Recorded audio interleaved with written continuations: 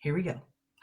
Hey everybody, I am Tricia with Turpenoff Photography. This is Coffee Talk, getting to the nitty-gritty of branding and marketing with Joanne Johnson, On Purpose Marketing, and Diana Cordaro, Design. Woo! All right, so today, I know, today we're going to be having conversations about your website and opt-ins for that website. And really what the three of us are doing, getting together and talking about this, is we feel responsible to help you understand where you start and how you get to the places that make you successful. So we're going to start with Miss Diana. She's going to talk about website, and we're going to chime in with our good advice. I know. Oh my goodness, I get to start this morning. We're all capped up already. That's right. Yeah. So right now your website is, well, first of all, you are the most important person. You're the first piece of your business. You're out meeting people. You're selling yourself. You're selling your business, whatever it is you're doing. And then your website is your next best friend. So it's your online presence. It's your, it's a place people go to. I mean, we're not passing out business cards anymore. So, and it doesn't need to be it doesn't need to be complicated. You need to, you need to have a marketing plan and you need messaging, and then working with a designer, we can come up with, imaging, design, organize it, make it look really understandable. So you can start, there's landing pages, which are typically focused and specific, on one simple, clear call to action. And then your homepage is your first look, and you can just have a homepage and about. You don't even need an about. Your about can be on your homepage, and then a contact page is always a good thing to add with your call to action button. So your homepage, it's always about your potential customer, and then think of it like your shop window, like a storefront window. So it needs to entice people, so they want to look deeper. I want to know more about this, so I'm going to click. And then it brings you deeper into your website, but it doesn't have to. So some of the pitfalls when people design, or when they're designing, businesses don't focus on the important stuff. So they'll tell people all about the characteristics of their service or product. People don't really care about this. They want to know that the business will solve their problems and improve their life.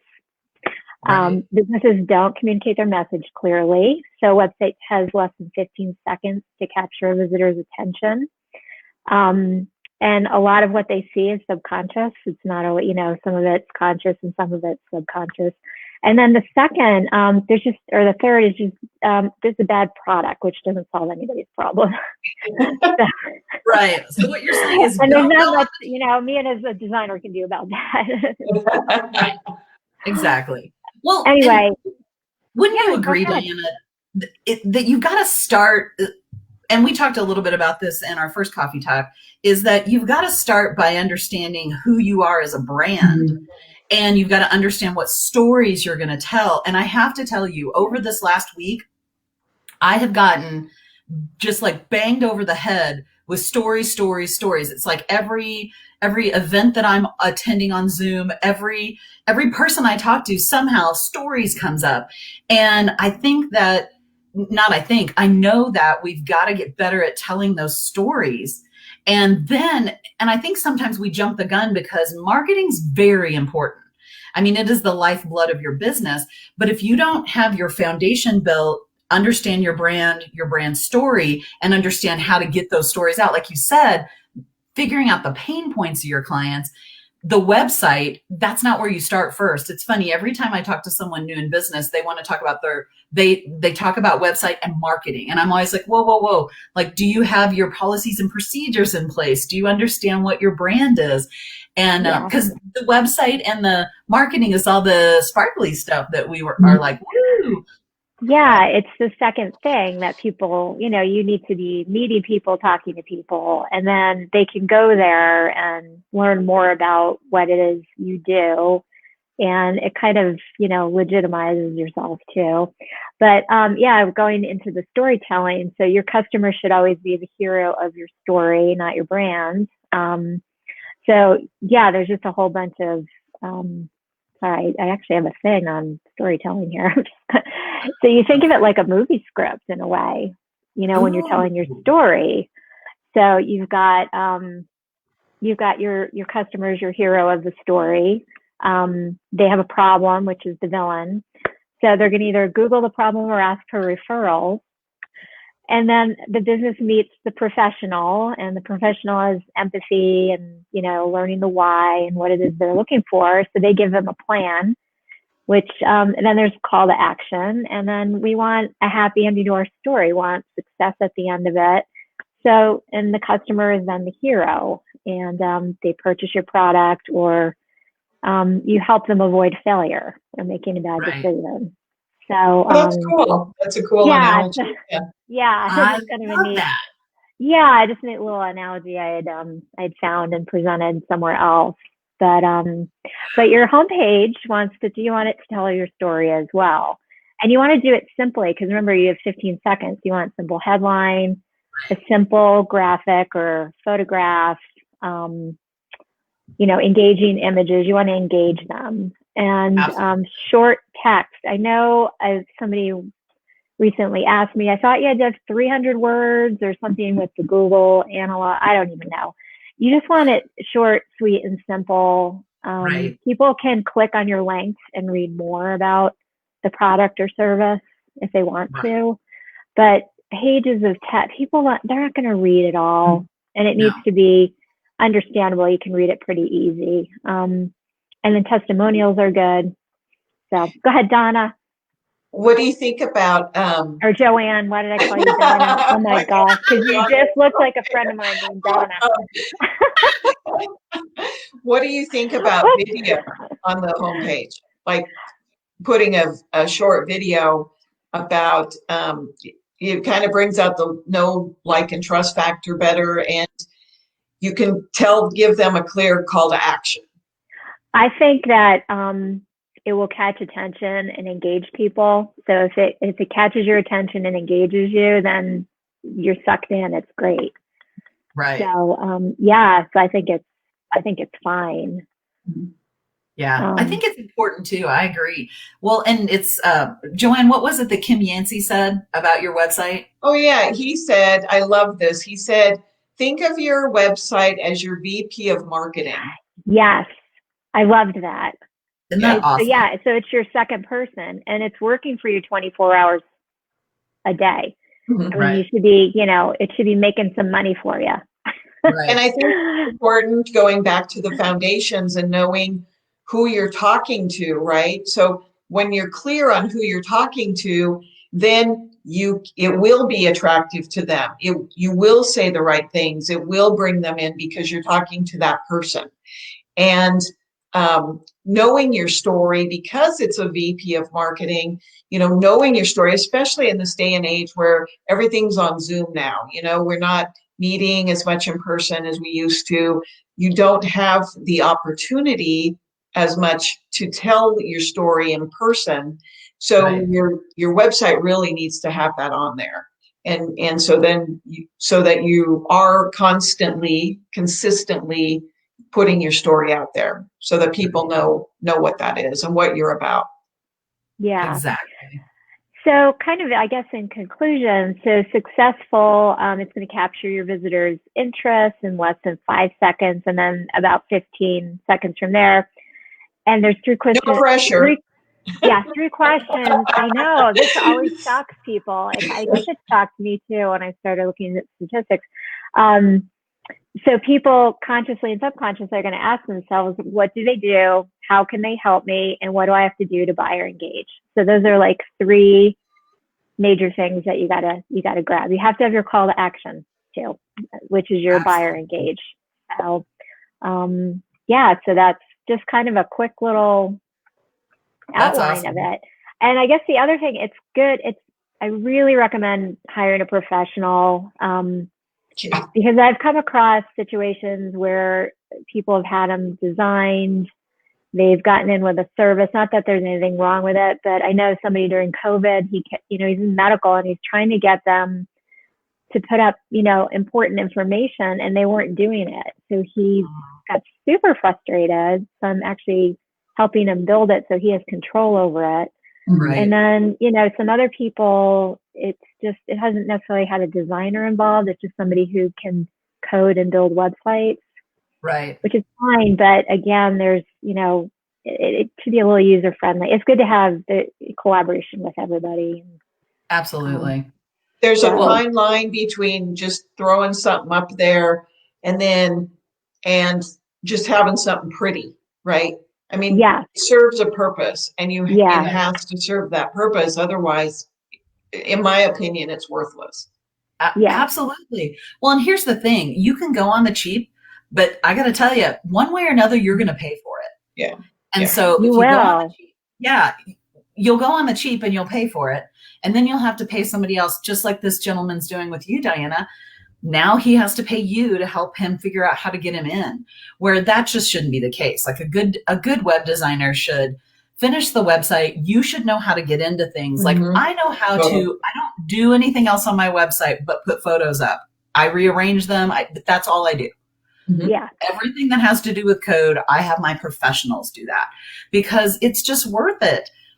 I mean, it really is. And then you do it right the first time, it costs you a whole lot less money. You don't think that it does in the beginning, but if you have to do it twice, that's going to pinch. And then the other thing I'm learning, because I'm actually just experimenting with the different website building software just to see what ones I like to work in. And I think that would be easier for people once you hand over the website for them to get in and do some editing.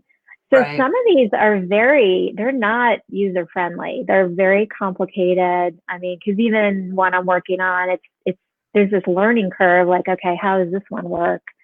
You're wasting time. So, I mean, it's okay for me because I'm getting paid for it. And if I'm learning, that's not really factored into my cost. That's on me because I want to learn it.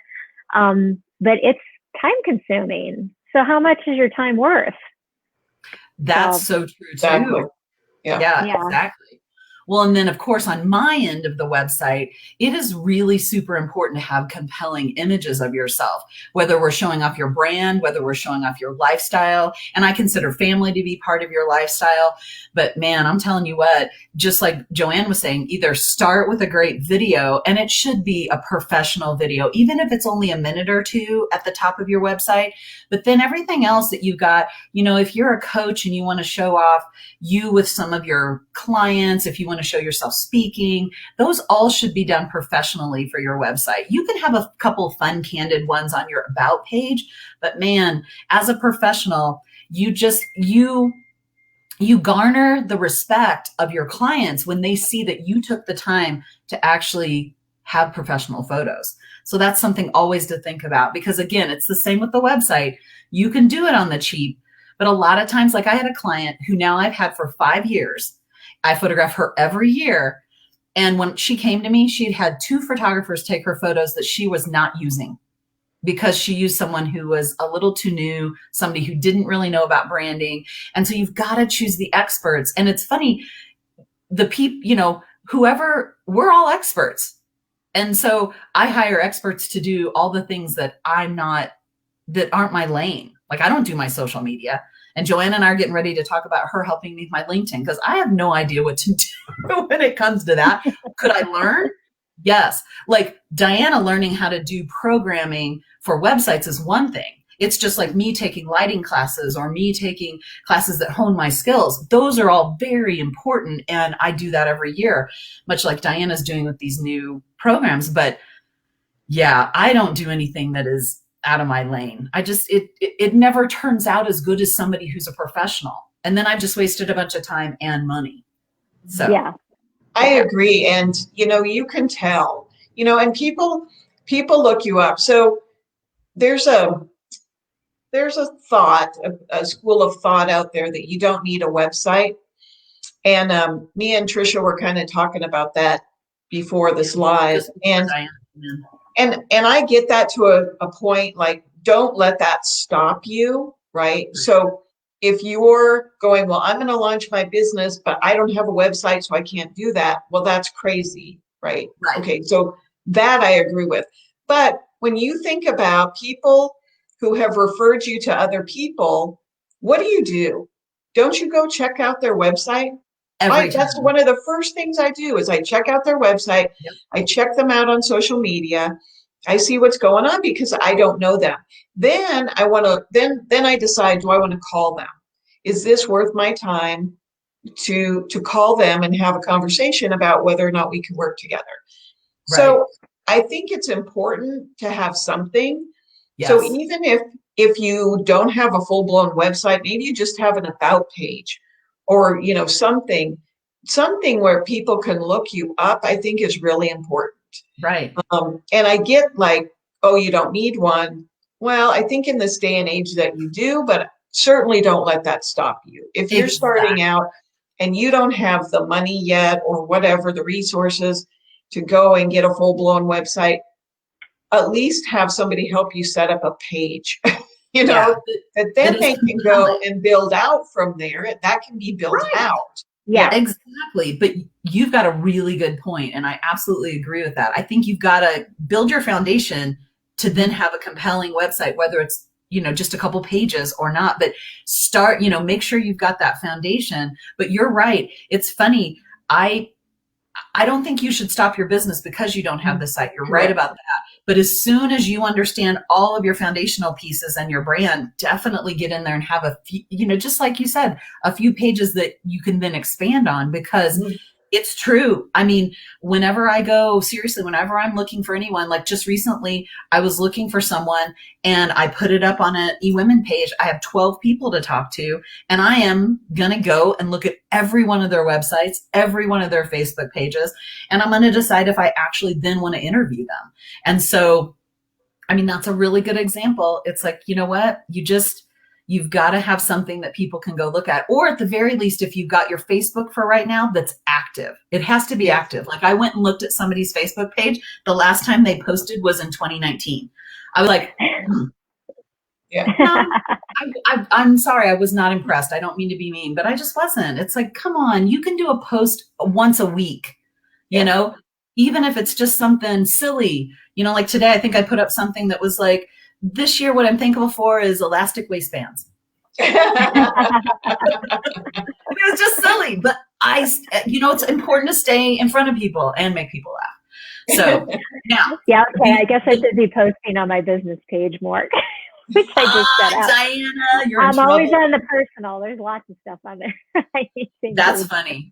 Yeah. Okay, thanks, Tricia. I know. Absolutely. Don't you love it? Well, what my social media person taught me was to post in my business page and share to my personal. So I've gotten a lot better at that. That's good. Yeah. Because otherwise no one sees it unless they go directly to your page. Exactly. Yeah. And so to expand on the website, once you've got that awesome website, you then of course want to start capturing emails, and you want to start, getting prospects to opt into something. And so, Joanne, talk about how important opt-ins are and how easy it actually is to start. Sure. So it's very important, obviously, an opt-in. It's great to have a website, but if you're not capturing, again, VP of marketing, right? And so marketing and sales, right? They go hand in hand. Right. They're two, as I was saying, they're like conjoined twins. Yeah. They're separate, but they're joined. They need each other. So it's very hard to get sales without doing any marketing. So you want to capture those people who are interested in what you have to offer. So an opt-in is, the box basically on your website, but it's something of value that your community would find valuable, that you trade for, you give them for free, and they give you your name and email address. It's as simple as that. It's an ethical bribe to get their email address. And it's, again, something of value. An example might be an ebook, a video series about something. Maybe it's a free short meditation, just something that your community would find valuable.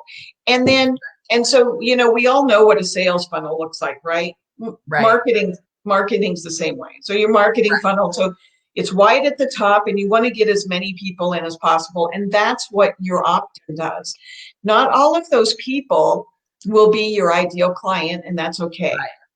And But some of them will be, and they'll move down, you move them through, and that's for a future coffee talk on how you move them down Right. through. But Absolutely. you want to get them in, you get their name and email address, and they have told you, hey, I'm interested in what you're saying. You can please market to me. Right. Exactly right. You have their permission. On the odd chance, it's probably not going to happen, but let's just say that Facebook and LinkedIn shut down tomorrow. How would you talk to those people? You just lost all of those people that you're talking to. So the goal is to get them to your website, to get them back to your website and have them opt in so that you own that list, you have their permission, and you can, talk to them through emails, and then hopefully, they're interested in what you are actually, your product, your whatever you're selling, that they're interested in that, and they would make a great client. And that's how you grow your list. And I'm sure people have heard, it's the important part is your list of your business, because those people have given you permission. You do have permission, and they will, if your emails that you send out, if your communication to them is engaging and it's about, WIIFM, what's in it for me, because it's about your client, right? It's not about you. It's their pain point and how you can help them, then they will open your emails. And so you want to communicate, you keep communicating with them. Now, on your website, you want to have a clear call to action. And Diana touched upon landing pages. So there might be a time when you have more than one opt-in. And I would suggest then that you only have one on your main page, and then create landing pages for any others. If you have too many options for people on your website, they get confused, they don't know what to do, and they won't do anything.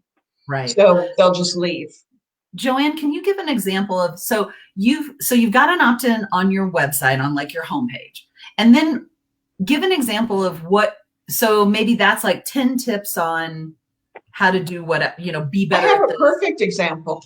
Tell me.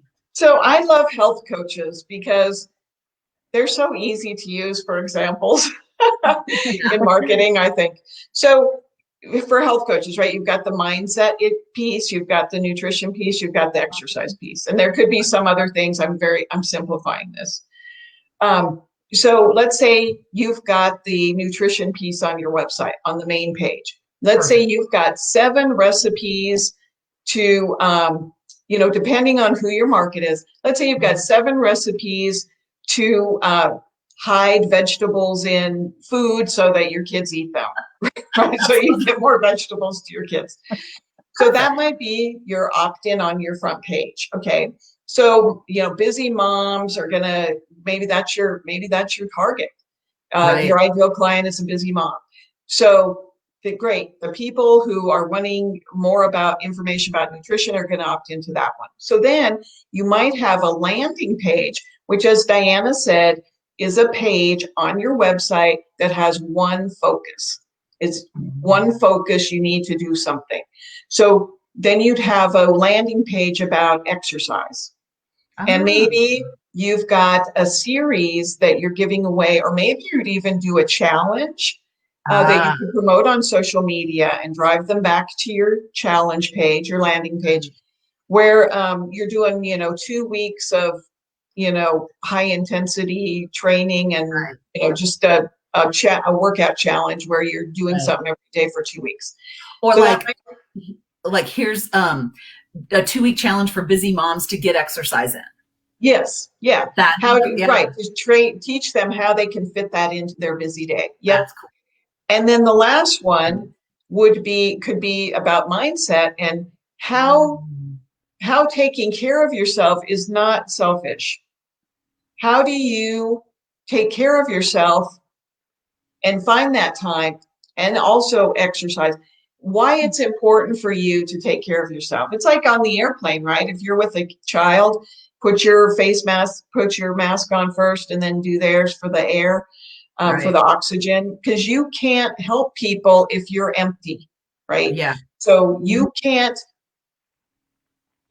grow awesome kids if you're freaking empty, right? If you have Right. nothing to give. So there might be something about that. That might be an ebook or, an audio series, whatever that is.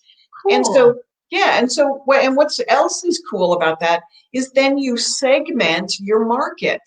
So you've Yeah. got people coming in about nutrition. So that's what they're interested in. You've got people coming in about exercise, and that's their interest. And then you've got mindset people coming in. So you've got 3 different lists now.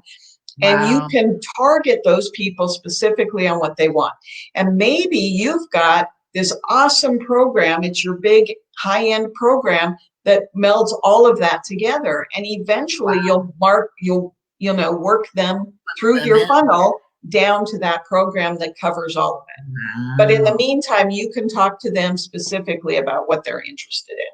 So very important to have an opt-in and again, separate that. Right. And then again, another future coffee talk, we can talk about how you do that, how you move them through. Right. Absolutely. That's awesome. Well, and you are the opt-in queen, aren't you?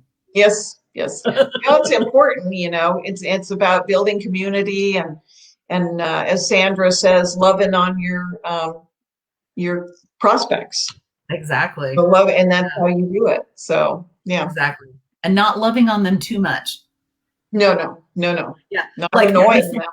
The whole Black Friday through Cyber Monday. Oh.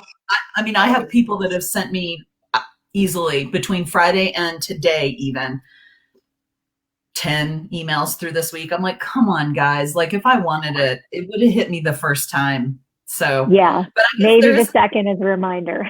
Yeah.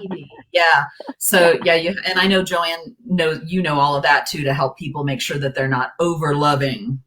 Correct. And it's funny you say that, because I heard from people I haven't heard from in months.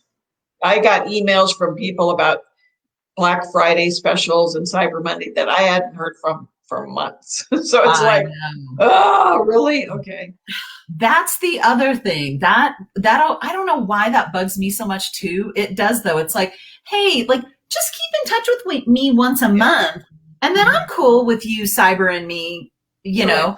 I just deleted. It's not that big of a deal, but it does bug me that like people that I haven't, it's like, that's why it's so important to have someone like you, Joanne, and someone like you, Diana, helping to like make sure your website is great, make sure your opt-ins are that you're keeping up with your clients on your email list. That's one of the big things that my assistant and I are working on right now, is opting in all the people that I've had on my list for years to say, hey, you know what? We want to let you opt in. We're not going to just send you an email. Yeah. Oh yeah. Make sure they opt in. Don't ever buy a list. Don't ever. Oh, and please, to the crazy people out there, stop doing this. Just because we're connected on LinkedIn doesn't give you permission to email me.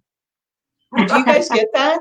Like all of a sudden you connected with somebody on LinkedIn or Facebook, and all of a sudden you're getting their emails, and you're like, ooh, yeah. No, I don't think so.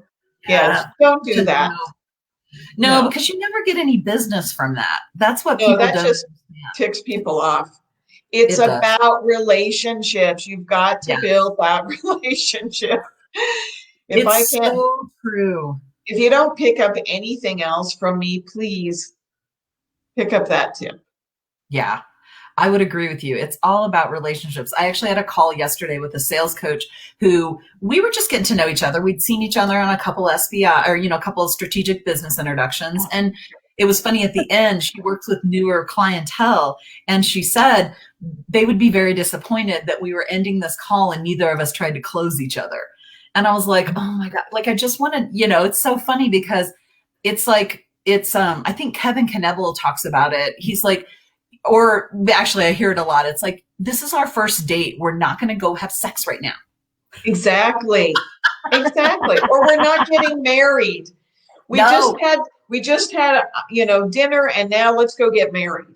I know, it's like, no, like, let's have No. a couple more dinners, you know, Yeah. let's, Yeah. Can I yeah. get to know you? Yeah. Yeah, I tell you, building relationships is, if someone wants to ask me about photography, fantastic. But I always go into a first meet as, hey, this is just to get to know each other. Yeah. And there'll be plenty more of that because it's too much for people. And you can do that in emailing as well. And so Yes. yeah, Yeah. build relationships. And we'll be talking more about relationship building in future coffee talks. So any final words from you ladies? No, other than I have a college student home, so he kind of photobombed us a little in the back of the glass something. So just that's who that young man was, grabbing his The schoolwork. beauty of live. I know. Yeah, The beauty of live and, video. and the pandemic, right? Right. Exactly. People coming Everybody's home. exactly. It's okay. We love your Yeah. kiddos. No, yeah, totally off subject, but just had to add that in. There you go. All right. Well, hey, thank you ladies for being here, and thank you for all the Thank good you. information. And we'll be back the first Thursday of January, and we will be talking more about marketing collateral, and we will be talking about social media and, of course, brand and lifestyle photography. So come get some more education. We'll give it to you. We're giving you the nitty-gritty from the power circle of Coffee Talk. Yay! Bye, everybody. Bye. Bye. Thank you. Uh-huh.